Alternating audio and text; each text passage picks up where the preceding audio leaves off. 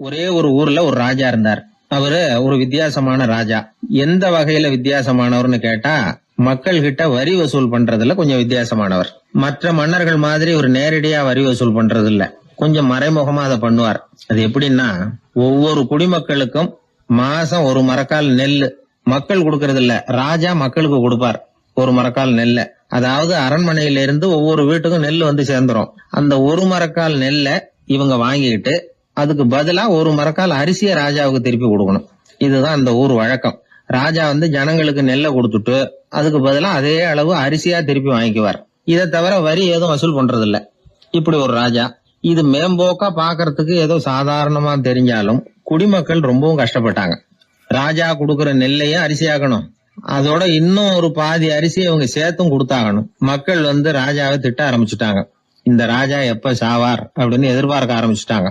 ஏன்னா ரொம்ப கஷ்டப்படுத்துறாரு அப்படின்னு. பல பேர் அந்த ஊர்ல வீட்டை காலி பண்ணிவிட்டு வெளி தேசத்துக்கு போயிட்டாங்க. இங்க காலம் தள்ளுறது ரொம்ப கஷ்டம்னு. மக்கள் எதிர்பார்த்தது மாதிரியே நடந்தது. அந்த மன்னன் நோய் வந்து படுத்த படுக்கை ஆயிட்டான். ராஜா இப்படி சாக கிடக்குறாருன்னு தெரிஞ்சும் மக்கள் யாருமே வந்து பாக்கல. எப்படி பாப்பாங்க? அவர் தான் எப்ப போவாருன்னு பாத்துக்கிட்டு இருக்கிறாங்களே. என்ன ஏன் யாருமே வந்து பார்க்க மாட்டேங்கிறாங்க நம்ம குடிமக்கள்ல அப்படின்னு மந்திரி கிட்ட கேட்டார் ராஜா. நம்ம ஊர்ல மக்கள் எங்க இருக்காங்க பாக்குறதுக்குன்னாரு அவரு. ஏன் என்னாச்சு அவங்களுக்குன்னு கேட்டார். அமைச்சர் அப்பதான் அரசனுக்கு அவன் பண்ணின தவற வந்து சுட்டி காட்டினார். மக்களுக்கு இழைத்த கொடுமையை எடுத்து சொல்லி புரிய வச்சார். அதுக்கப்புறம் தான் மன்னருக்கு ஞானோதயம் வந்தது.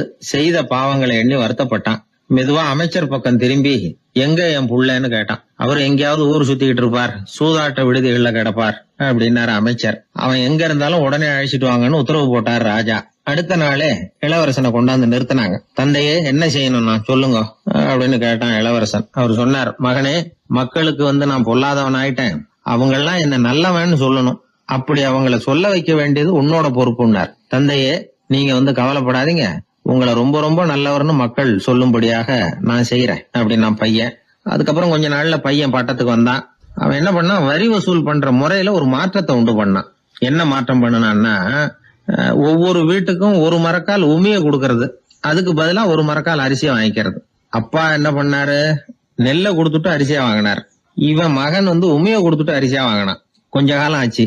ஒரு நாள் மந்திரியை கூப்பிட்டு கேட்டான், அமைச்சரே, நம்ம ஊர் மக்கள் என்ன பேசிக்கிறாங்க அப்படின்னு. உங்க அப்பா ரொம்ப நல்லவன்னு பேசிக்கிறாங்க அப்படின்னாரு அமைச்சர். எப்படி இருக்கு பாருங்க, இவன் பண்ற கொடுமையில அப்பங்கார ரொம்ப நல்லவன் ஆயிட்டான். அதாவது இளவரசனை விட பழைய மன்னரே ரொம்ப நல்லவர், ரொம்ப பாதி கஷ்டம் தான் இது முழு கஷ்டம்ங்கிறது மாதிரி ஆயிட்டுது. எப்படியோ அப்பாவுக்கு கொடுத்த வாக்க புள்ள காப்பாத்தி விட்டான். அதாவது மன்னர் ரொம்ப நல்லவர்னு சொல்ல வைக்கிறேன்னு தானே சொன்னான், அதே மாதிரி சொல்ல வச்சுட்டான். இந்த காலத்துல இது மாதிரி அப்பாவுக்கு உதவுற பிள்ளைகள் உண்டு. ஒரு பிள்ளையாண்டான்னு சொன்னான், நான் எங்க அப்பாவுக்கு ரொம்ப ரொம்ப உதவியா இருக்கிறேன் அப்படின்னா. அப்படியா, உங்க அப்பாவுக்கு ரொம்ப உதவியா இருக்கிறியா அப்படின்னா, உங்க அப்பா என்ன செஞ்சுட்டு இருக்காருன்னு கேட்டேன். சும்மாதான் இருக்கிறார் அப்படின்னா அவன். சும்மா இருக்கிறதுக்கு இவன் உதவியா இருக்கிறானா? இப்படி இருக்கிறாங்க. அதாவது நல்லவன் அப்படின்னு பேர் வாங்குறது ரொம்ப கஷ்டம். அத வந்து எந்த வகையில வாங்கணும்னு முடிவு பண்றதுதான் முக்கியம். அதனால வாழ்க்கையில நாம வந்து மன்னரா இருந்தாலும் சரி, சாதாரண மக்களா இருந்தாலும் சரி, நல்லவன் அப்படிங்கிற பேர் வாங்குறது ரொம்ப முக்கியம். அப்படி நல்லவன்கிற பேர் வாங்கிட்டா வாழ்க்கை ரொம்ப சுலபமா அமையும். ஜப்பான்ல உள்ள ஒரு புத்த விகாரை, அங்க ஒரு வயசான பௌத்த குரு தங்கியிருக்கிறார். ஒரு நாள் ராத்திரி கடுமையான குளிர், அவரால் தாங்க முடியல. பார்த்தார், மரத்துல செஞ்ச புத்த சிற்பங்கள் அங்க நிறைய இருந்தது. அதுல ஒன்றை எடுத்து அதுக்கு தீ மூட்டி அந்த நெருப்புல குளிர் காஞ்சிக்கிட்டு இருக்கிறார். மர சிற்பம் தீ வச்சதும் படபடன்னு வெடிக்க ஆரம்பிச்சுட்டுது. அந்த சத்தத்தை கேட்டதும் அந்த புத்த விகாரையின் குருக்கள் வெளியில ஓடி வந்தார். இவர் ஆனந்தமா குளிர் காஞ்சிக்கிட்டு இருக்கிறார். அவரால் பொறுத்துக்க முடியல. தெருவில் தெரிஞ்சுக்கிட்டு இருந்த அந்த பெரியவரை இங்க தங்க அனுமதிச்சதே அவரு தான். இவர் இப்படி பண்றாருன்னு நினைச்சுக்கிட்டே அவரை கோபமா பார்த்தார்.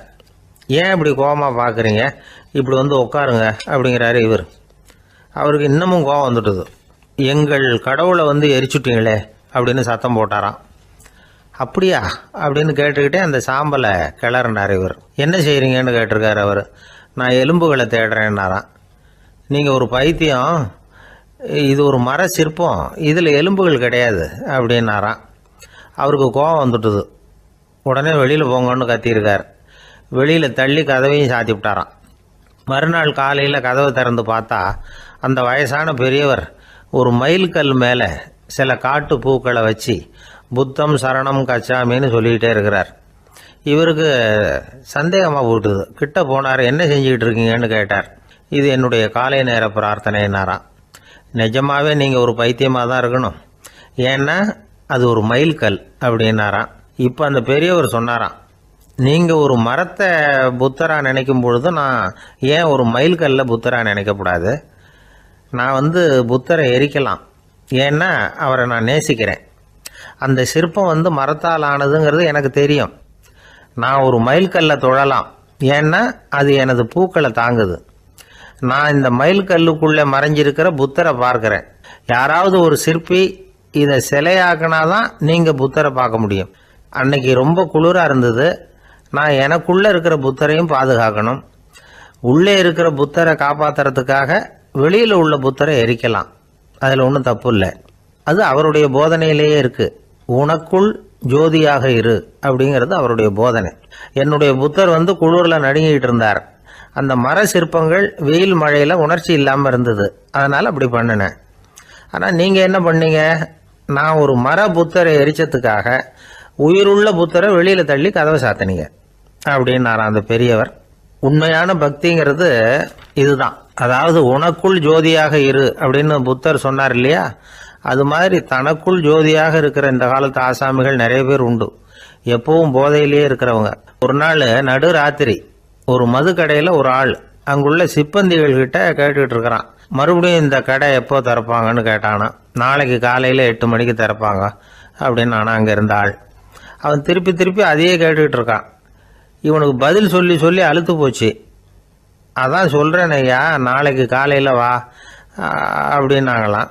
அதுக்கு இவன், நான் வர்றதுக்காக கேட்கலையா, நேத்திக்கு வந்தவன் உள்ளேயே மாட்டிக்கிட்டேன், வெளியில் போகிறதுக்காக கேட்டேன் அப்படின்னான். என்னுடைய நண்பர் ஒருத்தர், அவர் விரல்ல நகமே இருக்காது. என்ன காரணம்னு நினைக்கிறீங்க? எல்லாத்தையும் அவரே கடிச்சு துப்பிடுவார். அப்படி ஒரு பழக்கம். சின்ன குழந்தைகள் நகம் கடிக்குது, விரல் சூப்புது. இதுக்கு என்ன காரணம் தெரியுமா?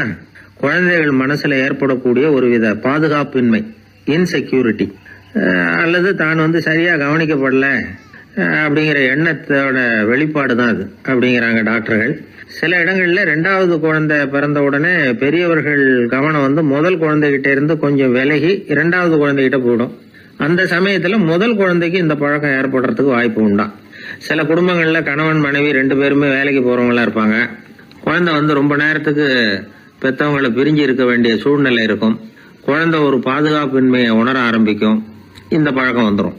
அதனால ஒரு குழந்தைக்கு தான் ஒதுக்கப்படுறோம் அப்படிங்கிற நினைப்பு வராம பாத்துக்கணும். வளர்ந்த குழந்தைகளும் நகம் கடிக்கும். வயசானவங்க கிட்டையும் இந்த பழக்கம் இருக்கும். இது ஒரு மனச்சிதைவின் வெளிப்பாடு அப்படிங்கிறாங்க மனநல நிபுணர்கள்.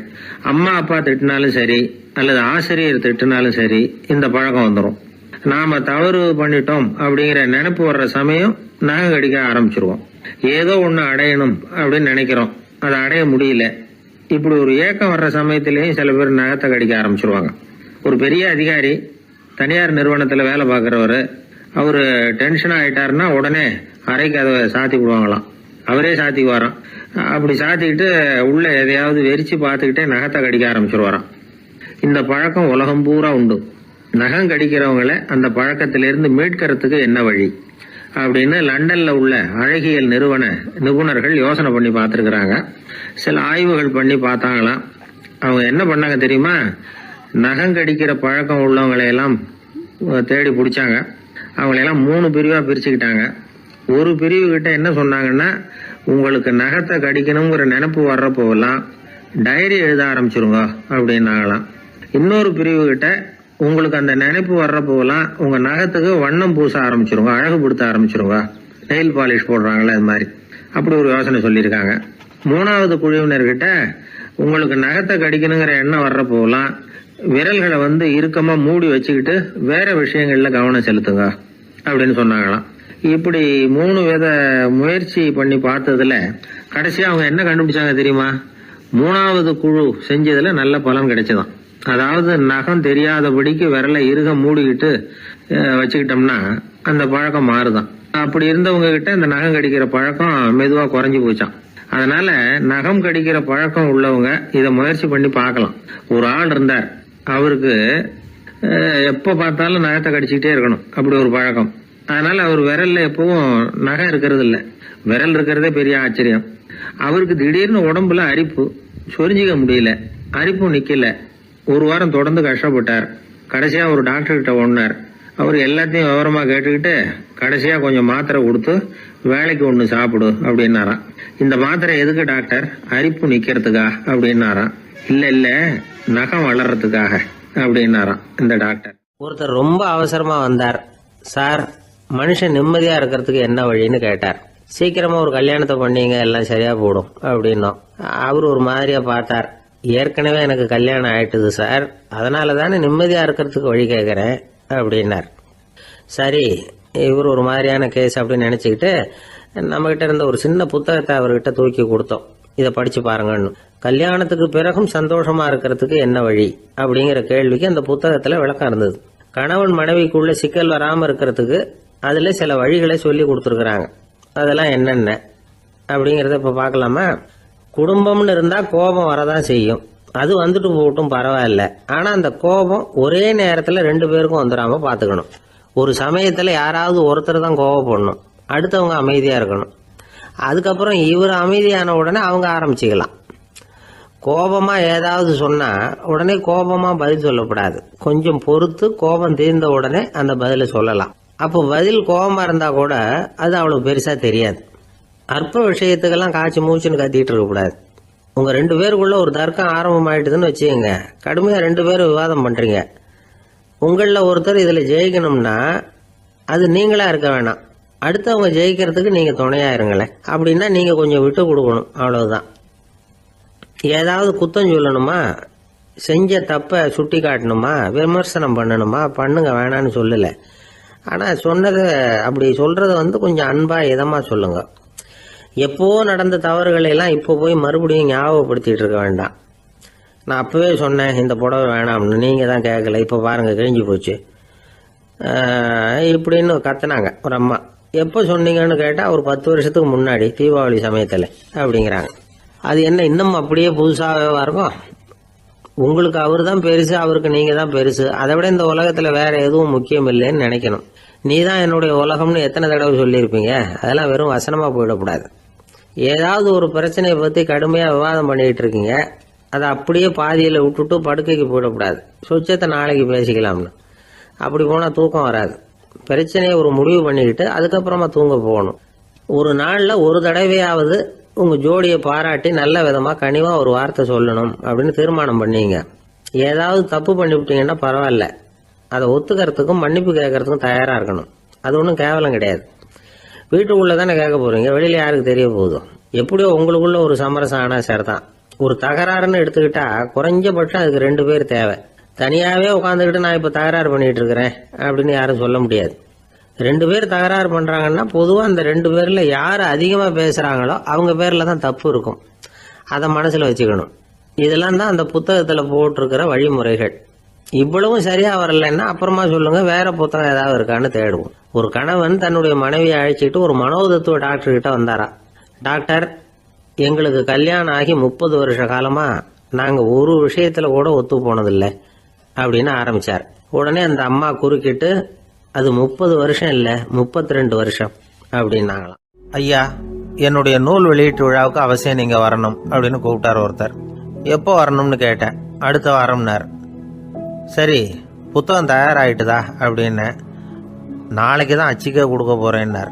என்னங்க இது, புத்தகம் அச்சிடுறதுக்கு முன்னாடியே அழைப்பிதழை அச்சடிச்சுட்டீங்களே அப்படின்னு கேட்டேன். அதனால என்னங்க, அந்த காலம் மாதிரி அப்போல்லாம் அச்சுக்கலை எவ்வளவோ முன்னேறியாச்சுங்க. Linotype, monotype, phototype, laser, இப்படி என்னென்னமோ வந்தாச்சு. இன்னைக்கு கொடுத்தா நாளைக்கே புத்தகம் தயார் அப்படின்னார். இப்படி இந்த அளவுக்கு முன்னேறி இருக்கிற இந்த அச்சுக்கலை ஆரம்பத்தில் எப்படி இருந்தது தெரியுமா? அந்த காலத்துல காகிதம்னா என்னன்னே தெரியாது. அப்படி ஒன்று கண்டுபிடிக்கப்படவே இல்லை. அப்பெல்லாம் எதையாவது ஒன்று எழுதணும்னா அதுக்கு ஆட்டு தோலை தான் பயன்படுத்தி இருக்கிறாங்க. கண்ணுக்குட்டி தோல் கூட அதுக்கு உபயோகப்பட்டு தான். ஐரோப்பாவில் இருந்த பாதிரியார்கள் தோல்ல எழுதப்பட்ட புத்தகத்தை தயாரிக்கிறதுல ரொம்ப கெட்டிக்காரங்களாம். எகிப்து, அப்புறம் மத்திய தரைக்கடல் ஓரத்தில் உள்ள நாடுகள், இங்கெல்லாம் தோல் தான் எழுது பொருளாக பயன்பட்டு வந்திருக்குது. ஆனால் நம்ம நாட்டில் ஓலைச்சுவடிகளை எழுத்துக்கு பயன்படுத்தி இருக்கிறாங்க. எழுதுறதுக்கு தோலை பயன்படுத்தினவங்க பிறகு பேப்பரைஸ் அப்படிங்கிற கோரை புல்லை வந்து அதுக்கு பயன்படுத்தினாங்களாம். இதெல்லாம் அப்படி கொஞ்சம் கொஞ்சமாக கண்டுபிடிச்சிட்டு வந்திருக்கிறாங்க. அந்த புல்லை வந்து கச்சிதமாக நறுக்க வேண்டியது, நல்லா பதப்படுத்த வேண்டியது, அதுக்கப்புறம் அதில் எழுத வேண்டியது, அவ்வளவுதான். பேப்பருங்கிற சொல்லே இந்த பேப்பைரஸ் அப்படிங்கிறதுலேருந்து வந்தது தான். அதுக்கப்புறம் தான் காகிதம் வந்தது. இதை முதல்ல சீன நாட்டில் தான் கண்டுபிடிச்சாங்க. அது வந்த பிறகு அச்சு எந்திரம் கண்டுபிடிக்க வேண்டிய அவசியம் ஏற்பட்டது. அதை கண்டுபிடிச்சவர் ஜெர்மானிய அறிவியல் அறிஞர் ஜான் கூட்டன்பர்க். அச்சு கலைக்கு அடித்தளம் அமைச்சவர் அவர் தான். ஜெர்மனியில் மெயின்ஸ் அப்படிங்கிற ஊரில் 1399 பிறந்தார். அவரோட மாமன் ஒருத்தர் உலோக வேலையில் வல்லவர். அவர்கிட்ட அந்த வேலையை கற்றுக்கிட்டார். அதோட வைர கற்களை வந்து பட்டை தீட்டுறதுலையும் ரொம்ப தேர்ச்சி பெற்றிருந்தார். இளம் வயசுலேயே சும்மா இருக்க மாட்டாராம். எதை செஞ்சாலும் அதை திறமையாக செய்வாராம். அவர் தான் முதல்ல மர அச்சு எழுத்துக்களை உருவாக்கினார். அது மேலே மை தடவி பிரதிகள் எடுத்தார். அதுக்கப்புறம் உலோக எழுத்துக்கள், முதல்ல காரியம், அப்புறம் இரும்பு, அப்புறம் கலப்பு உலோகம், பிறகு அச்சடிக்கிறதுக்கு எந்திரம் ஒன்றையும் உருவாக்கினார். முதல்ல பைபிள் அச்சடித்தார். 1468 அவர் இறந்து போனார். 16ஆம் நூற்றாண்டில் மேலை நாடுகளிலிருந்து மர எழுத்துக்களை கொண்டுகிட்டு வந்து தமிழ்நாட்டில் கிறிஸ்துவ நூல்களை அச்சிட்டாங்க. அப்போல்லாம் வந்து அச்சகங்கள் வந்து போதிய அளவுக்கு இங்கே இல்லை. அதுக்கு என்ன காரணம்னா, இந்தியர்கள் வந்து அச்சகங்களை நடத்தக்கூடாது அப்படின்னு சட்டம். 1835 வரைக்கும் அந்த சட்டம் வந்து நடைமுறையில் இருந்தது. இந்த நிலைமையில் அங்கேயும் இங்கேயுமா 1-2 அச்சகங்கள் ஆரம்பமாச்சு.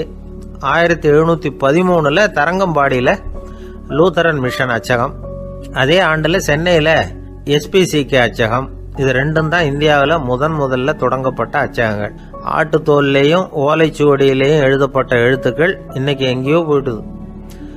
ஆனால் நம்ம ஊரில் எழுத்தாளர்கள் நிலைமை தான் ஒன்றும் சொல்லிக்கிறது மாதிரி இல்லை. நம்ம ஆள் ஒருத்தர் சொன்னார், சார் நான் சொந்தத்தில் ஒரு அச்சாபீஸ் வச்சுருந்தேன், இப்போவும் வச்சுருக்கிறேன். அதனால் என்னுடைய படைப்புகளை புத்தகமாக வெளியிடுறதுல எனக்கு ஒன்றும் கஷ்டம் இல்லை. வருஷத்துக்கு ஒரு புத்தகம் எழுதி வெளியிட்டுருவேன்.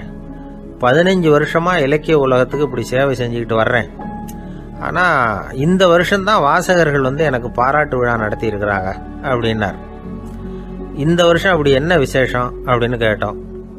இந்த வருஷம்தான் நான் எந்த புத்தகம் எழுதி வெளியிடாமல் இருந்தேன், அதுக்காகத்தான் எனக்கு இந்த பாராட்டு விழா அப்படின்னார். ஒரு சின்ன பையன் வந்தான். அவனை பார்த்து ஒரு கேள்வி கேட்டோம். ஏன்ப்பா உங்கள் வீட்டில் அம்மா புத்திசாலியா அப்பா புத்திசாலியா அப்படின்னு. அவன் அலட்சியமாக நம்மளை பார்த்து சிரிக்கிறான். என்ன சார் இது, இந்த காலத்தில் இது கூட தெரியாமல் இருக்கிறீங்களே அப்படிங்கிறான். ஒரு சின்ன பையன் நம்மளை பார்த்து இப்படி கேட்டு விட்டானே அப்படின்னு நினைக்கிறப்போ நமக்கு ஒரு மாதிரி ஆகிடும். அதுக்கப்புறம்தான் இந்த தாத்தா பாட்டியெல்லாம் சொல்கிற ஒரு கதை ஞாபகத்துக்கு வந்தது. அது என்ன கதை தெரியுமா? ஒரு ஊரில் ஒரு அம்மாவும் பிள்ளையும் இருந்தாங்களாம். அந்த மகனுக்கு திடீர்னு தேசாந்திரம் போய் வரணும்னு ஆசை வந்துட்டுது. ஊராக போய் சுற்றி பார்க்கணுங்கிற ஆசை. அந்த அம்மாவுக்கு இது பிடிக்கல. மகனை பிரிஞ்சு இருக்கிறதுக்கு அவங்க மனசு இடம் கொடுக்கல. வேணாப்பான்னு சொல்லி பார்த்தாங்க, அவன் கேட்கல. திடீர்னு புறப்படவும் செஞ்சுட்டான். சரி, இனிமேல் அவனை தடுக்க முடியாதுன்னு முடிவு பண்ணிக்கிட்டாங்க அந்த அம்மா. இருந்தாலும் புத்திசாலித்தனமாக ஒரு யோசனை பண்ணாங்க. மகனை கிட்டத்தில் கூப்பிட்டாங்க. அவங்ககிட்ட சொன்னாங்க, இதை பாருப்பா, நீ தேசாந்தரம் போகிறதுன்னு தீர்மானம் பண்ணிவிட்ட, அதை நான் தடுக்கலை, போயிட்டு வந்துடும். ஆனால் போகிறதுக்கு முன்னாடி எனக்கு ஒரு வாக்குறுதி கொடுத்துட்டு போ அப்படின்னாங்க. போகிறப்போ ராத்திரியாக இருந்தாலும் பகலாக இருந்தாலும் சரி, புளிய மரத்து நிழலில் தான் தங்கணும். திரும்பி வர்றப்போ இரவும் பகலும் நீ வந்து வேப்ப மரத்து நிழல்லே தங்கணும் அப்படின்னாங்க. சரி, அப்படியே செய்கிறேன்னு சொல்லி வாக்குறுதி கொடுத்தான் பையன். புறப்பட்டு போனான். போகிற வழியில் புளிய மரத்து நிழல்லே தங்கினான், தூங்கினான். அப்படி போய்கிட்டே இருந்தான். 7ஆவது நாள் அவன் உடம்பு சுகமில்லாமல் போயிட்டுது. ரொம்பவும் பலவீனமாயிட்டான். இனிமேல் நடக்க முடியாதுங்கிற நிலைமை வந்துட்டுது. யோசிச்சு பார்த்தான். சரி, இதுக்கு மேலே வந்து போக வேண்டாம் அப்படின்னு முடிவு பண்ணிட்டு திரும்பி வர ஆரம்பிச்சுட்டான். திரும்பி வர்றப்போ வழியில் வேப்ப மரத்து நிழல்லையே தங்கி வந்தான். நாளுக்கு நாள் உடம்பு சரியாக வந்துட்டுது. 7ஆவது நாள் வீட்டுக்கு வந்து சேர்றான். உடம்பு பழையபடியே கலகலப்பாயிட்டுது. பூரண சுகம். தேசாந்திரம் போன பையன் திரும்பி வந்துட்டானே அப்படின்னு அந்த அம்மா ஆச்சரியப்படலை. ஏன்னா அவங்களுக்கு தெரியும் இப்படி ஆகும்னு. பையன் சீக்கிரமாக திரும்பி வரணுங்கிறதுக்காக தான் அவங்க அந்த யோசனையை சொன்னாங்க. என்ன விஷயம்ங்கிறதையும் அவங்களே சொன்னாங்க. மகனே, புளிய மரத்து நிழல் உடம்புக்கு உஷ்ணத்தை கொடுக்கும், சீக்கம் உண்டாக்கும். அதனால நீ தொடர்ந்து புளிய மரத்து நிழலில் தங்கினாவே நோய்க்கு ஆளாயிட்டதுனால நல்ல பயணத்தை முடிச்சுக்கிட்டு திரும்பி வரணுங்கிற முடிவுக்கு வந்துட்ட. திரும்பி வர்றப்போ நீ தங்கினது வேப்ப மரத்து நிழல். அது உடம்புக்கு குளிர்ச்சியை தரக்கூடியது, நோயை தீர்க்கக்கூடியது. அதனால சோகமாக வீட்டுக்கு சேர்ந்துட்ட. உன்னோட தேசாந்திர பயணத்தை தடுக்கிறதுக்காக தான் இப்படி பண்ணினேன் அப்படின்னாங்களாம் அந்த அம்மா.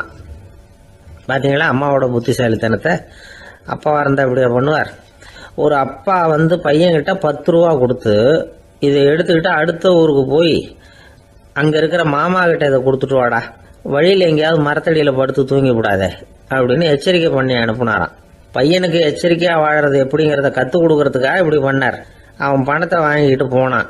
அப்பா சொன்னதை மறந்துட்டு ஒரு மரத்தடியில் படுத்து தூங்கிட்டான். அவனுக்கு தெரியாமல் அவன் பின்னாடியே போன அப்பா அவன் கையில் இருந்த அந்த 10 ரூபாயை நைஸாக எடுத்துகிட்டு வந்துட்டார். அவன் பையில் தானே வச்சுருந்தான், அது தெரியாமல் எடுத்துகிட்டு வந்துட்டார். அவன் தூங்கிக்கிட்டு இருக்கான். எடுத்துகிட்டு ஒரு மறுபடியும் வீட்டுக்கு வந்துட்டார். பையன் முழிச்சுக்கிட்டு பையை தடவி பார்க்குறான், பணத்தை காணும். அழுதுகிட்டே திரும்பி வந்தான். அப்பா கிட்ட விஷயத்த சொன்னான். அப்பா சிரிச்சுக்கிட்டே சொன்னார், அதுக்கு தான்ப்பா ஆரம்பத்திலேயே எச்சரிக்கை பண்ணினேன், இனிமேலாவது நீ ஜாக்கிரதையாக இருக்கணும் அப்படிங்கிறதுக்காக தான் இப்படி பண்ணினேன். அந்த பணம் எங்கேயும் போயிடல, நான் தான் அதை உனக்கு தெரியாமல் எடுத்து வச்சிருக்கிறேன். இதோ பாரு அப்படின்னு சொல்லிட்டு சைடு பாக்கெட்டில் கையை விட்டா அது ஓட்டையாக இருக்குது. அதை எவனோ ஏற்கனவே கத்திரிச்சு எடுத்துகிட்டு போட்டான். இப்போ அப்பா முகத்தில் அசடு வழிஞ்சுதான். கடற்கரை ஓரமாக ஒரு பெரியவர் கையால் மணலை கீறிக்கிட்டே உட்காந்துருக்கிறார். என்னத்தையும் தேடிட்டு இருக்கிறது மாதிரி தெரிஞ்சுது.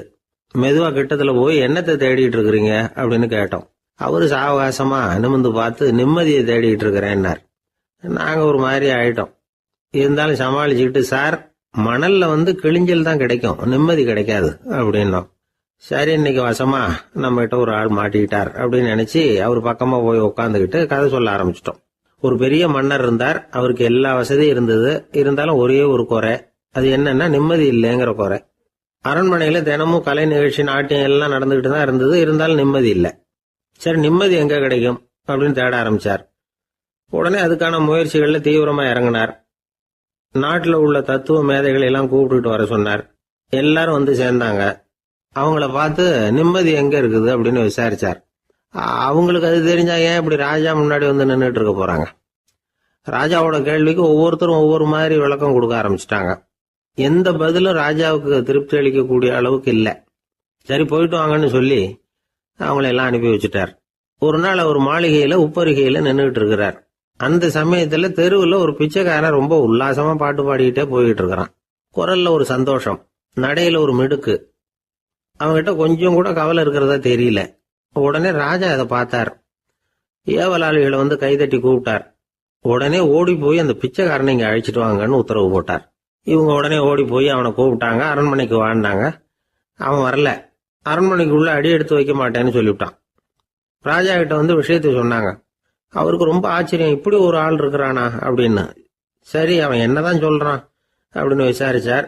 இவங்க மறுபடியும் தெருவுக்கு போய் கேட்டாங்க. என்ன பார்க்கணும்னா ராஜா விருப்பப்பட்டாருன்னா அவரை வேணும்னா இங்க வர சொல்லுங்க அப்படின்னு சொல்லிவிட்டான். அதை ராஜா கிட்ட சொன்னாங்க. அவருக்கு கோபம் வரல. இவ்வளவு சுதந்திர உணர்வோடு இருக்கிறவன் சாதாரண ஆளா இருக்க முடியாது அப்படின்னு நினைச்சார். உடனே கிடுகிடுன்னு இறங்கி தெருவுக்கு வந்தார். பிச்சைக்காரங்கிட்ட போனார். நீ கவலைப்படாம சந்தோஷமா பாடிக்கிட்டு போறியே, அது எப்படி முடியுது உன்னால அப்படின்னு கேட்டார். ஏன் அப்படி கேக்குறீங்கன்னா, அதுக்கு இல்ல, எனக்கு அரண்மனையில எவ்வளவோ சுகபோகங்கள்லாம் இருக்கு, இருந்தாலும் நிம்மதி இல்லை. இது ஏன்னு எனக்கு தெரியல. இந்த தேசத்துல உள்ள அறிஞர்களை எல்லாம் கூப்பிட்டு கேட்டு பார்த்துட்டேன், அவங்களுக்கும் தெரியல. உன்னை கேட்டா தெரியும்னு நினைச்சேன், அதனாலதான் சந்திக்கிறதுக்கு ஆசைப்பட்டேன். ஆனா நீ வரமாட்டேன்னுட்டியே அப்படின்னார். பிச்சைக்காரன் கடகடன்னு சிரிக்க ஆரம்பிச்சுட்டான். மகிழ்ச்சிக்கும் உங்களுக்கும் தடையா இருக்கிறது இந்த மாளிகை தான். இதை விட்டுட்டு வெளியில வந்துட்டா நிம்மதி தேடிட்டு வந்துரும்னா. நான் அரசன், எனக்குன்னு கடமைகள் இருக்கு, அதையெல்லாம் விட்டுட்டு எப்படி வர முடியும்னார் ராஜா. ரெண்டும் ஒரே நேரத்துல கிடைக்கணுங்கிறது முடியாத காரியம். உங்க சுகபோகத்துக்கு விலையாதான் உங்க நிம்மதியை கொடுத்துக்கிட்டு இருக்கிறீங்க. என்ன பாருங்க, என்கிட்ட எதுவும் இல்லை, அதனால எதுவும் போயிடுமோங்கிற பயமும் இல்லை, நிம்மதியா இருக்கிறேன் அப்படின்னா அவன். ராஜா உடனே சந்தோஷப்பட்டு தன்னுடைய மேலங்கியை எடுத்து அவனுக்கு பரிசா கொடுத்தாரான். அவன் சிரிச்சுக்கிட்டே அதை வாங்க மாட்டேன்னு விட்டானான். இதை நீங்க எனக்கு கொடுக்கறதுனால எந்த பயனும் இல்லை, அதே நேரத்தில் அதை வாங்கிட்டேன்னா அடுத்த வினாடியிலிருந்து அதை எப்படி காப்பாத்துறதுங்கிற கவலை எனக்கு வந்து சேர்ந்துடும். அப்புறம் தூக்கம் வராது, நிம்மதி போயிடும் அப்படின்னு நானா சொல்லிவிட்டு அவன் பாட்டுக்கு சந்தோஷமா பாடிக்கிட்டே போயிட்டான். நிம்மதி எங்க இருக்குங்கிறதையும் ராஜா தெரிஞ்சுக்கிட்டார். அந்த இடத்துக்கு தன்னால போக முடியாதுங்கிறதையும் அவர் புரிஞ்சுக்கிட்டார். இப்படி இந்த கதைய அந்த கடற்கரையில மணலை கீறிக்கிட்டே உட்கார்ந்துருந்தார அந்த பெரியவர்கிட்ட சொல்லி முடிச்சோம். அவர் முகத்துல ஒரு தெளிவு தெரிஞ்சது. எங்களை நிமிர்ந்து பார்த்தார்.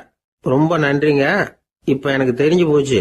நிம்மதி வேணும்னா அதுக்கு என்ன பண்ணணும்னு இப்ப நல்லா புரிஞ்சுக்கிட்டேன் அப்படின்னார். என்ன புரிஞ்சுக்கிட்டீங்கன்னு கேட்டோம். இனிமே இந்த பக்கம் வந்தா உங்க கண்ணுல படாத இடமா பார்த்து உட்காரணும்னு புரிஞ்சுக்கிட்டேன் அப்படின்னார். ஒரு ஆளு ராமகிருஷ்ணரை தேடி வந்தான். அவன் கையில 1000 பொற்காசுகள் வச்சிருந்தான். அதை அவர்கிட்ட கொடுத்து இதை ஏத்துக்கணும் அப்படின்னு ரொம்ப பணிவா கேட்டுக்கிட்டான். அவரு பார்த்தார், இது எனக்கு தேவையில்லை, ஆனாலும் உன்னுடைய மனசை புண்படுத்துறதுக்கு நான் விரும்பலை, அதனால நீ கொடுக்கறத வாங்கிக்கிறேன்னார். வாங்கிக்கிட்டார். அப்புறம் கேட்டார், இதை பாரு, இனிமே இதெல்லாம் என்னுடைய இதுதானே அப்படின்னார். ஆமாம், அதையெல்லாம் நான் உங்களுக்கே கொடுத்துட்டேன். அவன் சரி, இப்போ நீ எனக்காக ஒரு காரியம் பண்ணணும்னார். என்ன செய்யணும்னு சொல்லுங்கன்னா, இந்த நாணயங்களையெல்லாம் எடுத்துக்கிட்டு போய் கங்கை நதியில் எரிஞ்சுட்டு வா அப்படின்னார். இவனுக்கு அதிர்ச்சியாக போச்சு. என்ன பண்ணுறது, இனிமேல் அது முடியாதுன்னு சொல்ல முடியாது. ஏன்னா அந்த நாணயங்களையெல்லாம் அவருக்கே கொடுத்துட்டான். இனிமேல் அதெல்லாம் இவனுடையது இல்லை. பேசாமல் அவ்வளவையும் அள்ளிக்கிட்டு ஆத்தங்கரைக்கு போனான். போனவன் ரொம்ப நேரம் திரும்பியே வரல. ராமகிருஷ்ணருக்கு சந்தேகம், என்ன ஆச்சு அந்த மனுஷனுக்கு, காசுகளோடு அந்த கங்கையில் குதிச்சுட்டானா, போகும்பொழுதே ஒரு மாதிரியாக தான் போனான், போய் என்னன்னு பார்த்துட்டு வாங்க அப்படின்னார். அங்கே இருந்த ஒருத்தர் ஓடி போய் பார்த்தார். அவர் போய் பார்க்கும்பொழுது அவன் அங்கேயே இருந்தான். அதுக்கப்புறம் அவர் திரும்பி வந்தார். வந்து விவரத்தை சொன்னார். அதாவது அவன் கங்கை கரையில் உட்காந்துக்கிட்டு ஒவ்வொரு நாணயமா 1 2ன்னு எண்ணி எண்ணி வீசிக்கிட்டு இருக்கிறான்.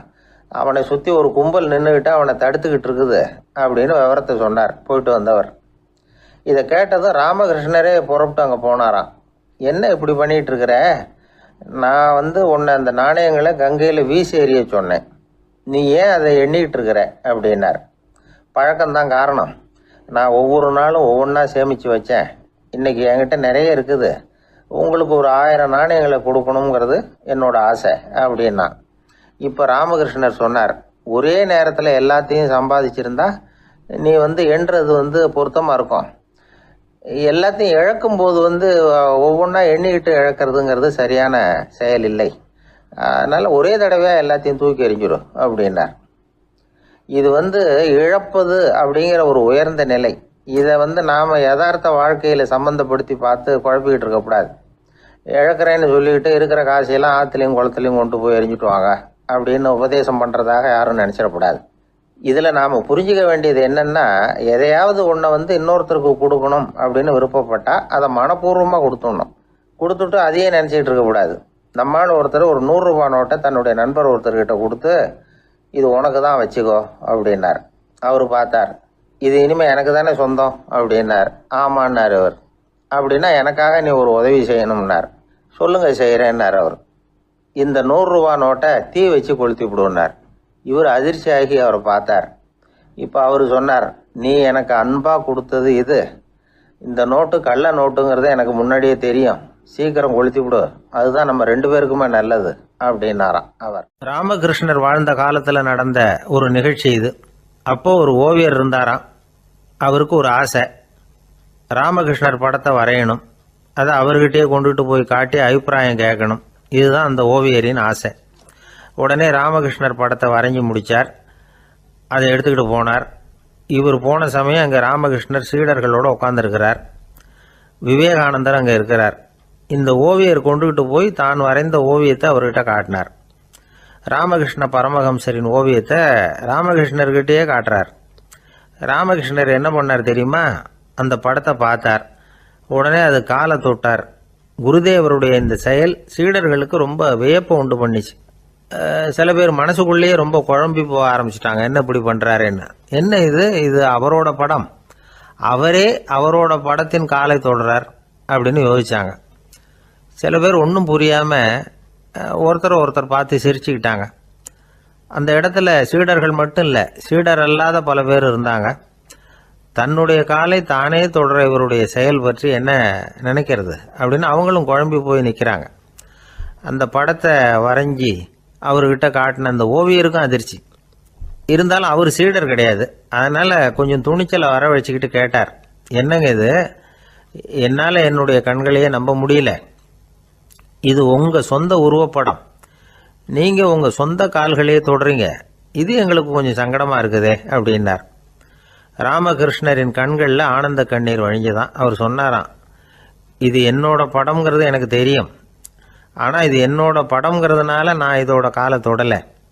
நீ என்னுடைய சமாதி நிலையை இந்த படத்தில் படம் பிடிச்சி காட்டியிருக்கிற, அதனால் அதோட காலை தொடறேன். சமாதி நிலையில் யார் இருந்தாலும், அது என்னுடைய படமாக இருந்தாலும் சரி அல்லது வேறு யாருடைய படமாக இருந்தாலும் சரி, படம் யாருதுங்கிறது முக்கியம் இல்லை. இதில் எது முக்கியம்னா அது தன்னை உணர்ந்த ஒரு உணர்நிலையின் படம். அப்படி இருக்கிறப்போ அதோட காலை நான் தொடணும். அதுக்கு நீங்கள் எல்லாரும் ஏன் சங்கடப்படுறீங்கன்னு எனக்கு தெரியல அப்படின்னாராம். இப்போ தான் அங்கே இருந்த சீடர்களுக்கும் மற்றவங்களுக்கும் விவரம் புரிஞ்சுதான். இதுக்கு முன்னாடி யாரும் செய்யாததை இவர் செஞ்சிருக்கிறார், ஆனால் அவருடைய காரணம் ரொம்ப நியாயமானது அப்படிங்கிறத உணர்ந்தாங்களாம்.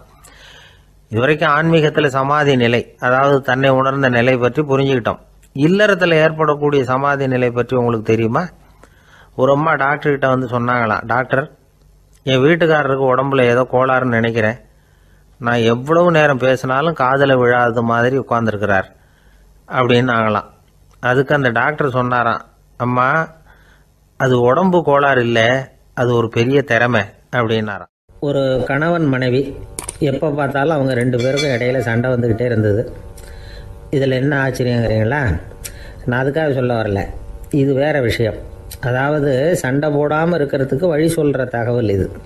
நான் சொன்ன அந்த கணவன் மனைவி எப்படின்னா, கணவன் ஒரு வார்த்தை சொன்னால் மனைவி கிட்டேருந்து 2 வார்த்தை பதிலாக வரும். இதுக்கு கணவன்கிட்டேருந்து 4 வார்த்தை பதிலாக வரும். இப்படி வார்த்தைகள் பெருகி போய் கடைசியில் வம்பில் வந்து முடியும். அந்த அம்மா பொறுத்து பார்த்தாங்க, அவங்களால தாக்கு பிடிக்க முடியல. பக்கத்து வீட்லேயும் ஒரு கணவன் மனைவி இருந்தாங்க, அவங்களுக்குள்ளே சண்டை வர்றதில்ல. அது எப்படி அவங்களால மட்டும் சண்டை போடாமல் இருக்க முடியுது அப்படின்னு இந்த அம்மாவுக்கு ஆச்சரியம். ஒரு நாள் நேராக பக்கத்து வீட்டு அம்மாக்கிட்டே போய், ஏம்மா, நீங்கள் எப்படி கணவனும் மனைவியும் சண்டை போட்டுக்காமல் இருக்கிறீங்க, அது எப்படி முடியுது உங்களால் அப்படின்னு கேட்டாங்க. அதுக்குன்னு ஒரு மருந்து இருக்குது, அதை சாப்பிட்டா சண்டை வராது அப்படின்னாங்க அவங்க. சரிங்க, அந்த மருந்தை அவர் சாப்பிட மாட்டேன்னு சொல்லிட்டா என்ன பண்ணுறது அப்படின்னு கேட்டிருக்கிறாங்க இவங்க. அந்த மருந்து அவருக்கு இல்லைம்மா, உனக்கு தான் அப்படின்னாங்களாம் அவங்க. அப்படியா, அப்படின்னா கொடுங்க, ரொம்ப நல்லதாக போச்சு. அதை எப்படி சாப்பிட்றதுங்கிற விவரத்தையும் சொல்லுங்கள், எங்கே அது கிடைக்குங்கிறதையும் சொல்லுங்கள், வாங்கிக்கிறேன் அப்படின்னு கேட்டாங்களாம் இவங்க. வேறு எங்கேயும் போய் வாங்க வேண்டாம், என்கிட்டே இருக்க அந்த மருந்து, அதில் கொஞ்சம் தர்றேன், வாங்கி வச்சுக்க. உன் வீட்டுக்காரர் உன்னோட சண்டையை ஆரம்பிக்கிறப்போலாம் நீ இந்த மருந்தில் ஒரு அவுன்ஸ் வாயில் ஊற்றிக்கணும். அதை உடனே குடிச்சிடக்கூடாது, ஒரு 5 நிமிஷமாவது அது வாயில் இருக்கணும், அதுக்கப்புறம் குடிச்சிடலாம் அப்படின்னு சொல்லி ஒரு பாட்டில் மருந்தை இந்த அம்மாக்கிட்ட கொடுத்து அனுப்புனாங்களாம். மருந்தை எடுத்துக்கிட்டு இந்த அம்மா வீட்டுக்கு வந்திருக்கிறாங்க. வீடு பூட்டி இருந்ததுனால கணவன் வந்து வாசல்லையே காத்துக்கிட்டு இருக்கிறான். மனைவியை கண்டதும் சண்டை போட ஆரம்பிச்சிட்டான். வீட்டை பூட்டிவிட்டு எங்கே போய் தொலைஞ்ச, எவ்வளோ நேரமாக ஒரு மனுஷன் வாசல்லையே காத்துட்டு கிடக்கிறது அப்படி இப்படின்னு கத்த ஆரம்பிச்சிட்டான். மனைவி இதுக்கு பதிலே சொல்லலை. அந்த அம்மா பேசாமல் வீட்டை திறந்தாங்க, சமையல் அறைக்குள்ளே போனாங்க, ஒரு அவுன்ஸ் மருந்தை வாயில் ஊற்றிக்கிட்டாங்க. அன்னைக்கு சண்டை வந்து மேற்கொண்டு வளரவே இல்லை, நின்றுட்டுது. மருந்து பரவாயில்லை. அதுக்கப்புறம் பல சந்தர்ப்பங்களில் சண்டை வரும் போல் இருக்கிற போலாம் இந்த மருந்து அதை நிறுத்தியிருக்கு. பிரமாதமான மருந்தாக இருக்குது இதை கொஞ்சம் அதிகமாகவே வாங்கி வீட்டில் வச்சுக்க வேண்டியது தான் அப்படின்னு முடிவு பண்ணிட்டு இந்த அம்மா மறுபடியும் பக்கத்து வீட்டு அம்மாக்கிட்ட போனாங்க. எவ்வளவு விலையானாலும் சரி, நான் காசு கொடுத்து வாங்கி வச்சுக்கிறேன், எந்த கடையில் இருக்குது இந்த மருந்து சொல்லுங்க அப்படின்னு கேட்டாங்க. இந்த மருந்துக்கு விலையே கிடையாதுங்க, இலவசமாகவே கிடைக்கும்னாங்களாம் அவங்க. அது எப்படி விலையில்லாமல் இதை விற்க முடியுது அப்படின்னு கேட்டாங்களாம் இவங்க. அது மருந்தாக இருந்தால் தானே விலை வைக்கிறதுக்கு, அது வெறும் தண்ணி தானே அப்படின்னாங்களாம். வெறும் தண்ணியாக சண்டையை நிறுத்துது அப்படின்ட்டு இருக்காங்க இவங்க. அது சண்டையை நிறுத்தலை, உன்னோட மௌனம் தான் சண்டையை நிறுத்துது. நீ வாயில் தண்ணியை வச்சுக்கிறதுனால எதிர்த்து பேசுறதில்ல, அதனால் உன்னுடைய கணவர் கோபம் வந்து சாந்தமாயிடுது அப்படின்னாங்களாம் அவங்க. இந்த கதையிலேருந்து சண்டையை நிறுத்துற மருந்து எதுன்னு தெரிஞ்சுக்கிட்டோம் இல்லையா. ஒருத்தர் என்ன பண்ணார், பாட்டிலில் வந்து தண்ணியை ஊற்றி வச்சுக்கிட்டு அவர்கிட்ட வர்றவங்களுக்கெல்லாம் இதை சிபாரிசு பண்ணலாம்னு நினச்சிக்கிட்டு உட்காந்துருந்தார். ஒரு அம்மா வந்தாங்க. இதை கேட்டுவிட்டு இதையே ஒரு மருந்து மாதிரி கொடுக்கலாம்ங்கிறது அவர் முடிவு. அதனால் பாட்டிலில் தண்ணி அடைச்சி வச்சுக்கிட்டு அதில் கலருக்காக என்னத்தையோ ஒரு ஜீரகம் அது மாதிரி எதையாவது கலந்து வச்சுக்கிட்டு ஒரு மருந்து மாதிரி ஒரு பாவனையில் வச்சுக்கிட்டு உட்காந்துருக்காரு. யாராவது வீட்டில் சண்டைன்னா என்கிட்ட வாங்க மருந்து தரேன்னு. ஒரு அம்மா வந்தாங்க. எனக்கு என் வீட்டுக்காரருக்கும் அடிக்கடி சண்டை வருதுங்க அப்படின்ட்டு இருக்காங்க. கவலைப்படாதம்மா, நான் ஒரு மருந்து தரேன்னு சொல்லி வீட்டுக்குள்ளே போய் ஒரு பாட்டில் எடுத்து வந்து கொடுத்தார். பாட்டிலில் இருக்கிறது என்னங்கிறத சொல்லிவிட்டு அது பேரில் மரியாதை வராது இல்லையா, அதனால் சொல்லலை. அந்த அம்மா வாங்கிட்டு போனாங்க. 4 நாள் கழித்து திரும்பி வந்தாங்க. என்னம்மா வீட்டில் சண்டை நின்று போச்சான்னு கேட்டிருக்காரு இவர். அங்கே நின்று போச்சுங்க, இப்போ உங்ககிட்ட ஆரம்பமாக போகுதுன்னாங்களாம். என்னம்மா அப்படின்ட்டுருக்காரு அவர் பயந்து போய். பின்ன என்னங்க நீங்கள் என்ன மருந்து கொடுத்துருக்குறீங்க என்னங்க அப்படின்னாங்களாம் கோவமாக. அது வெறும் தண்ணி தானே அப்படின்ட்டுருக்காரு இவர். தண்ணியாக இது நல்லா பாருங்கள் அப்படின்னு அந்த பாட்டில் நீட்டினாங்களாம். இவர் வாங்கி பார்த்துருக்காரு. அப்புறம் தான் விஷயம் புரியுது அவருக்கு. இவர் கை தவறுதலாக அவங்க வீட்டில் இருந்த மண்ணெண்ணெய் பாட்டில் எடுத்து அவர்கிட்ட கொடுத்துருக்குறாங்க.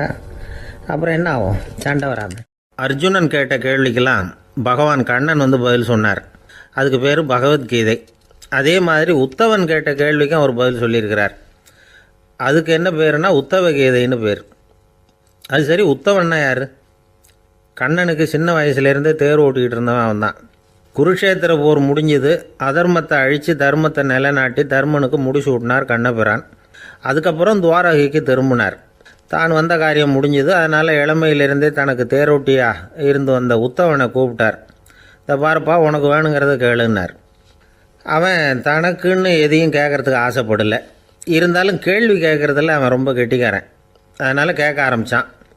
பரந்தாமா, ராஜசூய யாகத்துக்கு தர்மனை கூப்பிட்டு தன்னுடைய அரண்மனையில் விருந்து வச்சான் துரியோதனை. அதுக்கப்புறம் சூதாட்டத்துக்கு கூப்பிட்டான். தர்மன் வந்து தோல்வி அடைகிற மாதிரி பண்ணிவிட்டான்.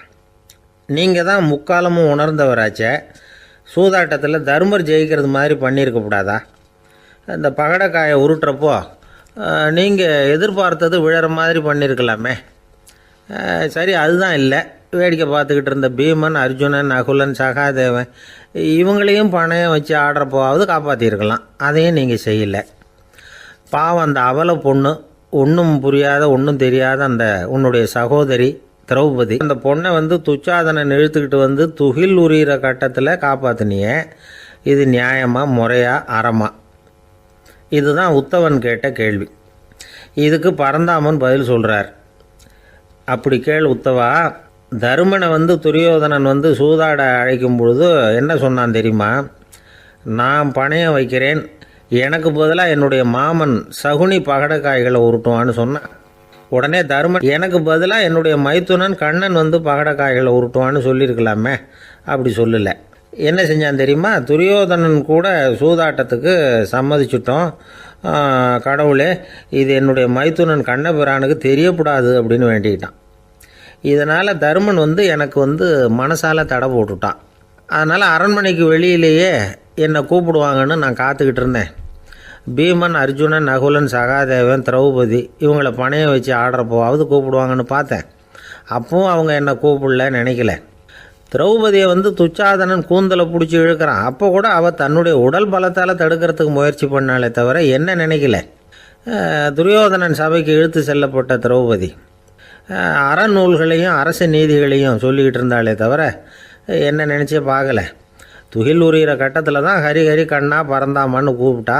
அதனால தான் அப்போ போய் நான் காப்பாற்றினேன் அப்படின்னா பரந்தாமன்.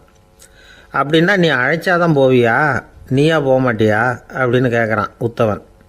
ஆமாம், நான் கூப்பிட்டா தான் போவேன். மனிதர்கள் செய்யக்கூடிய செயல்களையெல்லாம் அவங்கவுங்க போக்கிலேயே விட்டுட்டு வேடிக்கை பார்த்துக்கிட்டு இருப்பேன். நான் குறுக்கிட்டு வந்து ஒன்றுமே செய்ய மாட்டேன் அப்படின்னா பரந்தாமன். மனுஷன் தவறு பண்ணுனா திருத்த மாட்டியா, சும்மா பார்த்துக்கிட்டு தான் உட்காந்துருப்பியா அப்படின்னு கேட்குறான் உத்தவன். நான் மனுஷனுடைய உள்ளத்தில் இருக்கிறப்போ என் எதிரில் மனுஷன் தவறு பண்ண மாட்டான் அப்படின்னு ஆனா கண்ணன். அதாவது யார் நினைக்கிறாங்களோ அவங்க உள்ளத்துலலாம் அவன் இருக்கிறான். அப்படி இருக்கிறப்போ தவறு செய்ய மனுஷன் அஞ்சுவான். இதுதான் உத்தவ கீதைங்கிறது. இந்த காலத்துலேயும் சில பேர் பகவான் மாதிரி அடுத்தவங்க கஷ்டப்படுறத வேடிக்கை பார்த்துக்கிட்டு இருக்கிறது உண்டு. அன்னைக்கு அப்படித்தான். நடுத்தெருவில் ஒரு திருடனை பிடிச்சி எல்லாரும் சேர்ந்து அடிச்சுக்கிட்டு இருக்கிறாங்க. ஒரு ஆள் மட்டும் தள்ளி நின்று அதை வேடிக்கை பார்த்துக்கிட்டு இருக்கான். பார்த்துக்கிட்டு சிரிச்சுக்கிட்டு இருக்கிறான். என்ன சார் இது, பாவம் அந்த ஆளை போட்டு அப்படி அடிக்கிறாங்களே அப்படின்னோம். அடிக்கட்டும் சார், அவன் அடி வாங்க வேண்டிய ஆள் தான் அப்படின்னா அவன். ஏன் சார் அப்படி சொல்கிறீங்க அப்படின்னு கேட்டோம். பின்ன என்ன சார், நான் ஒருத்தர் பையில் இருந்த பர்ஸை எடுக்கிறதுக்கு முயற்சி பண்ணிக்கிட்டு இருந்தேன். அதுக்குள்ளே அவன் முந்திக்கிட்டு அப்வேஸ் பண்ணிவிட்டான். பர்ஸை அவன் எடுத்துட்டான். பார்க்கறதுன்னா எடுக்கிறது அவனா? என்ன சார் நியாயம் இது? நல்லா வாங்கட்டும் அப்படிங்கிறான். ஒரு ஊரில் ஒருத்தர் இருந்தான். ஏதோ ஒரு சின்ன அலுவலகத்தில் வேலை பார்த்துக்கிட்டு இருந்தான். ரொம்ப ஏழை. வர்ற கொஞ்சம் வருமானத்தை வச்சு வாழ்க்கையை ஓட்டிகிட்டு இருந்தான். ஒரு நாள் தெரு வழியாக அவன் நடந்து வந்துக்கிட்டு இருக்கிறான். தெருவில் ஒரு காசு கிடந்தது. அதை பார்த்துட்டான். அது குனிஞ்சு எடுத்தான். அது ஒரு பழங்கால காசு. அந்த காசு நடுவில் ஒரு துளை இருந்தது. அதாவது துளையிட்ட நாணயம். பழங்காலத்தில் புழக்கத்தில் இருந்த ஒரு நாணயம் அது. துளையிட்ட நாணயம் கிடச்சிதுன்னா ரொம்ப நல்லது, அது அதிர்ஷ்டம் அப்படின்னு ஒரு நம்பிக்கை உண்டு. இவன் கையில் அது கிடைச்சதும் ரொம்ப சந்தோஷப்பட்டான். இனிமேல் என்னுடைய கஷ்டம்லாம் தீரப்போகுது, அதிர்ஷ்டம் என்னை தேடி வரும், நான் பணக்காரன் ஆகிடுவேன் அப்படின்னு சொல்லிட்டு அந்த காசை தன்னுடைய கோட்டு பையில் பத்திரமா போட்டு வச்சுக்கிட்டான். அடிக்கடி அதை தொட்டு பார்த்துக்கிறது உண்டு, வெளியில் எடுக்க மாட்டான். இப்படியே கொஞ்ச காலம் ஆச்சு. அதுக்கப்புறம் என்னாச்சு தெரியுமா? நிஜமாகவே அதிர்ஷ்டம் அவனை தேடி வர ஆரம்பிச்சிட்டுது. செல்வம் வந்து குவிஞ்சுது. பணம், பதவி, புகழ் எல்லாம் வந்து சேர்ந்தது. சமூகத்தில் அவன் ஒரு பெரிய மனுஷன் ஆகிட்டான். எல்லாரும் அவனை பாராட்டினாங்க. அவன் எதை தொட்டாலும் வெற்றி, எல்லாம் அந்த காசோட மகிமை அப்படின்னு அவன் மனசுக்குள்ளே நினச்சிக்கிட்டான். தினமும் காலையில் அந்த கோட்டை போட்டுக்கிட்டு தான் வெளியில் கிளம்புவான். புறப்படுறதுக்கு முன்னாடி கோட்டு பாக்கெட்டை தொட்டு பார்த்துக்குவான், உள்ளே காசு இருக்கா அப்படிங்கிறத உறுதிப்படுத்திக்குவான். அதுக்கப்புறம் தான் வெளியில் கிளம்புவான். இப்படியே பல வருஷம் ஓடி போச்சு. ஒரு நாள் அவனுக்கு அந்த ஆசை வந்துட்டுது. அதாவது அந்த துளையிட்ட நாணயத்தை எடுத்து கண்ணால் பார்க்கணும் அப்படின்னு. காலையில் சாப்பிட்டுக்கிட்டு இருந்தான். அப்போ தன்னுடைய மனைவிகிட்ட சொன்னான், ரொம்ப நாளைக்கு அப்புறம் என்னுடைய அந்த நாணயத்தை இன்றைக்கி வெளியில் எடுத்து பார்க்க போகிறேன்னா. என்னத்துக்கு அது, இப்போ அதை பார்க்க வேணாமே அப்படின்னு மெதுவாக இழுத்தாங்க அந்த அம்மா. இல்லை நான் பார்த்தே தீரணும் அப்படின்னு அவன் தன்னுடைய சட்டை பைக்குள்ளே கையை விட்டான். உள்ளே இருந்த நாணயத்தை வெளியில் எடுத்தான். பார்த்தா அவனுக்கு ஆச்சரியமாக போச்சு. அந்த நாணயத்தில் துளையே இல்லை. என்ன ஆச்சு அப்படின்னு சொல்லி அவன் ரொம்ப குழம்பி போயிட்டான். இப்போ அந்த அம்மா சொன்னாங்க, நான் தான் ஒரு நாள் உங்கள் கோட்டு ரொம்பவும் தூசியாக இருக்கேன்னு சொல்லி அதை ஜன்னலுக்கு வெளியில் உதறினேன். உள்ளே இருந்த அந்த காசு அப்போ எனக்கு தெரியாது, ஞாபகத்தில் இல்லை. அது தெருவில் விழுந்துட்டது போல இருக்கு. அதுக்கப்புறம் எவ்வளவோ தேடி பார்த்தேன், கிடைக்கல. அதுக்குள்ளே அதை யாரோ எடுத்துகிட்டு போயிட்டாங்க போல இருக்கு. அது இல்லைங்கிறது உங்களுக்கு தெரிஞ்சால் வருத்தமாக இருக்குமேங்கிறதுக்காக நான் தான் வேறு ஒரு நாணயத்தை எடுத்து சட்டை பைக்குள்ளே வச்சுட்டேன் அப்படின்னு விவரத்தை சொன்னாங்க அந்த அம்மா. இது எப்போ நடந்ததுன்னு கேட்டான். உங்களுக்கு அந்த காசு கிடைச்சதே அன்றைக்கி மறுநாளே இது நடந்து போச்சு அப்படின்னாங்களாம். இதை கொஞ்சம் யோசனை பண்ணி பாருங்கள். அவனுக்கு அதிர்ஷ்டத்தை கொடுத்தது அந்த நாணயம் இல்லை, அவனுடைய நம்பிக்கை, அதாவது தன்னம்பிக்கை. அதுதான் வேலை செஞ்சுருக்கு. இதிலேருந்து நாம் தெரிஞ்சுக்க வேண்டியது என்னென்னா, வாழ்க்கையில் முன்னேற நினைக்கிறவங்களுக்கு தன்னம்பிக்கை ரொம்ப முக்கியம்.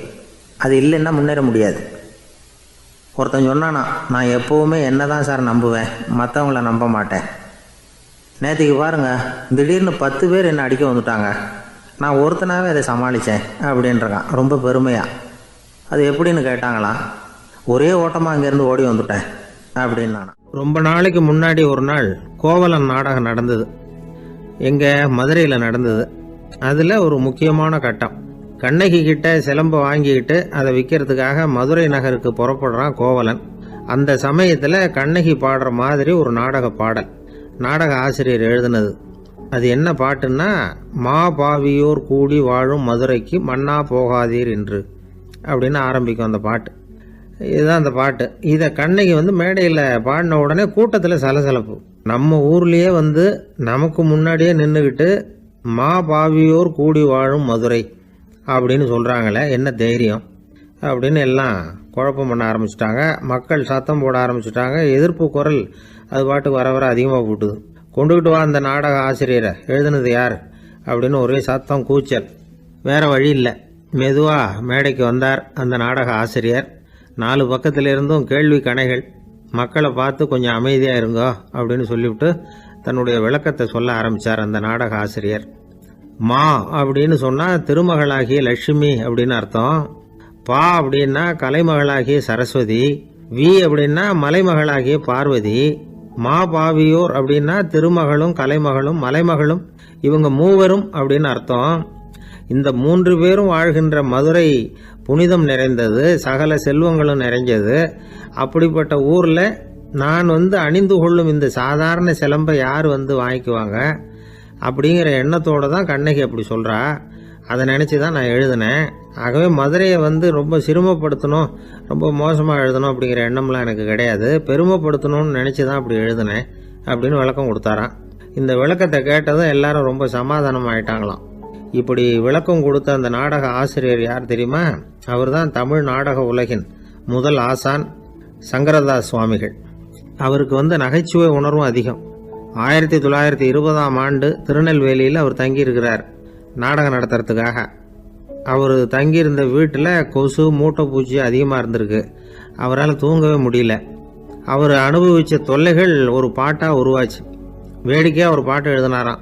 மூட்டையும் கொசுவும் ஒரு வீட்டிலே மீட்டிங் போட்டால் முன்னே நிற்க யாரால் முடியும்? கொசு மோகன ராகம் போல சத்தம் போட்டு முன்னே நின்று செய்திடும் யுத்தம். இதை மறுநாள் நாடகத்தில் கோமாளி வேஷம் போட்ட ஒரு சிறுவனை விட்டு பாட வச்சிருக்காரு. எல்லாரும் சிரித்து ரசிச்சாங்களாம். சங்கரதாஸ் சுவாமிகள் கல்யாணமே பண்ணிக்கல, துறவி மாதிரியே வாழ்ந்திருக்கார். தமிழ் நாடக கலைக்கு தன்னையே அர்ப்பணம் பண்ணிக்கிட்டவர் அவர்.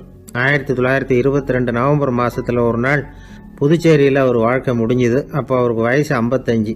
சங்கரதாஸ் சுவாமிகள் நாடக ஆசிரியர் மட்டும் இல்லை, மேடை நாடக இயக்குனர், தயாரிப்பாளர். அவரே ஒரு சிறந்த நடிகர். ஒரு தடவை சாவித்திரி நாடகத்தில் இவர் யமதர்மனா வேஷம் போட்டு நடிச்சிருக்கிறார். நாடகம் பார்த்துக்கிட்டு இருந்த கருவுற்ற ஒரு பெண்மணிக்கு பயத்தினால அங்கேயே குழந்தை பிறந்துட்டு தான். அந்த நிகழ்ச்சிக்கு அப்புறம் இவர் இந்த வேஷம் போடுறப்போலாம் ஜனங்களுக்கு முன்கூட்டியே எச்சரிக்கை கொடுக்க ஆரம்பிச்சிருவாராம். அதாவது அப்படி யாராவது பயப்படுறவங்க இருந்தால் கொஞ்சம் கண்ணை மூடிங்க அல்லது எழுந்திரிச்சு போடுங்கன்னு. நடிப்புன்னா அப்படிலாம் இருக்கணும். இந்த காலத்தில் நடிகர் ஒருத்தர் சொன்னார், சார் நான் இந்த நாடகத்தில் நடிக்கிறப்போ முகத்தில் நவரசங்களையும் காட்டி நடித்தேன், உணர்ச்சிகளை எல்லாம் நல்லா காட்டி நடித்தேன். அப்படி இருந்து ஜனங்கள் கல்லை எடுத்து மேடையில் வீசிவிட்டாங்க சார் அப்படின்னார். நாடகத்தில் உங்களுக்கு என்ன வேஷம் அப்படின்னு கேட்டாங்க. அது செத்து கிடக்கிற பணமாக நடித்தேன் சார் அப்படின்னார். ஒரு தடவை கலைவாணர் NS கிருஷ்ணன் பேராசிரியர் கல்கியை சந்திச்சு பேசிக்கிட்டு இருந்தாராம். கலைவாணர் கல்கியை பார்த்து, எனக்கு கதை எழுத ஆசையா இருக்கு, எப்படி எழுதுறதுன்னு கேட்டாராம். கதை எழுதுறதுக்கு 4 மை வேணும்னாராம் கல்கி. அப்படியா, அப்படின்னா என்னென்ன கலர் மை அப்படின்னு கேட்டிருக்காரு கலைவாணர் சிரிச்சுக்கிட்டே. நான் சொன்னது கலர் மை இல்லை, அது வேற மை. அதாவது கதை எழுதுறதுக்கு தேவைப்படுகிற 4 மை எதுன்னா, 1 திறமை, 2 பேணாமை, 3வது தனிமை, 4வது பொறுமை அப்படின்னாராம். உடனே கலைவாணர், உங்க யோசனை அருமை அப்படின்னாராம். அதுதான் கலைவாணர். பொதுவா எழுத்தாளர்கள் எழுதுற மாதிரி நடந்துக்கிறது இல்லை. ஆனா கலைவாணர் என்ன சொல்லுவாரோ அதே மாதிரி நடந்துக்குவார். எல்லாருக்கும் எல்லாம் கிடைக்கணுங்கிற கருத்தை சினிமா படங்கள்ல வலியுறுத்துவார். அதே மாதிரி நடைமுறை வாழ்க்கையிலேயும் எல்லாருக்கும் எல்லாமும் கொடுப்பார். பணம், பதவி, புகழ் இப்படி எதுவுமே இல்லாத ஒரு சாதாரண மனுஷனா இருந்தா கூட இவர் மனுஷனுக்கு கொடுக்கற மரியாதையில கொஞ்சமும் குறைச்சல் இருக்காது. இந்த குணம் சாதாரணமா எல்லாருக்கும் இருக்கிறது இல்ல. அவரு சினிமா தியேட்டருக்கு போய் சினிமா பாக்குறது வழக்கம். அவர் வந்திருக்கிறாருங்கிறது தெரிஞ்சா போதும், வெளியில பிச்சைக்காரங்க கூடிடுவாங்க. இது அவருக்கு தெரியும். வெளியில நம்மளை நம்பி ஒரு கூட்டம் காத்துக்கிட்டு இருக்குமேன்னு நினைப்பார். உடனே ஒரு 100 ரூபா நோட்டை கொடுத்து சில்லறையா மாத்திட்டு வர சொல்லுவார். படம் முடிஞ்சு வெளியில வர்றப்போ சில்லறையோட வருவார். எல்லாருக்கிட்டையும் கொடுத்துருவார். ஏன்னா எல்லாரும் தேடிட்டு வருவாங்க அவரை. என்ன எல்லாரும் சௌக்கியமா இருக்கிறீங்களா அப்படின்னு பிரியமா விசாரிப்பார். ஏதோ ரொம்ப நெருங்கின சொந்தக்காரங்களை விசாரிக்கிறது மாதிரி விசாரிப்பாரு. தன்கிட்ட இருக்கிற சில்லறையை எல்லாருக்கும் சமமா பிரிச்சு கொடுத்துட்டு தான் அங்கிருந்து புறப்படுவார். ஒரு நாள் அது மாதிரி புறப்படுற சமயத்துல ஒரு சின்ன பையனுக்கு சில்லறை எதுவும் கிடைக்கல கொடுக்கறதுக்கு. இது கலைவாணருக்கு தெரியாது. கார்ல ஏறி புறப்பட்டு போயிட்டார். அந்த பையன் காரை புடிச்சுக்கிட்டு பின்னாடியே ஓடியாந்துருக்கிறான். ஐயா, நீங்களே இல்லைன்னு சொன்னா நான் என்ன பண்றது? இன்னைக்கு பட்னி தான், அம்மாவுக்கு வேற உடம்பு சரியில்லை அப்படின்னு கத்திக்கிட்டே ஓடியாந்தானா. கலைவாணர் கவனிச்சுட்டார். உடனே காரை நிறுத்த சொன்னார். இறங்கினார். அந்த சின்ன பையனை கட்டி பிடிச்சிக்கிட்டு, என்ன மன்னிச்சுக்கப்பா, நான் கவனிக்காம வந்துட்டேன் அப்படின்னு சொல்லி அழ ஆரம்பிச்சுட்டாராம்.